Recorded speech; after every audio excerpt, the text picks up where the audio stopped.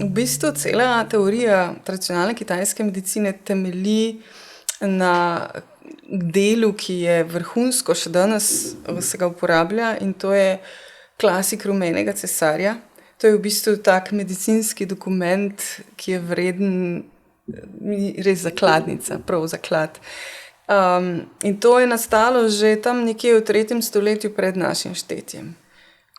In še danes drži. In še danes se zdravniki v bistvu, še danes ogromno komentarjev obstaja, prevodov, in še danes je to osnovno izobraževanje za zdravnike tradicionalne kitajske medicine. Se pravi, iz tega veliko izvira. Tako da bistven del tega klasika rumenega cesarja pa je prav ta teorija o celostnosti, o povezanosti. Tako da tudi, ko mi recimo v tradicionalni kitajski medicini, ko govorijo o organu, to ne govorijo o organu, kot ga mi poznamo, ne vem, recimo o jetrih ali pa o pljučah, kot organ. Ampak v bistvu je tudi drugo izrazoslovje, govori se o organskih sferah.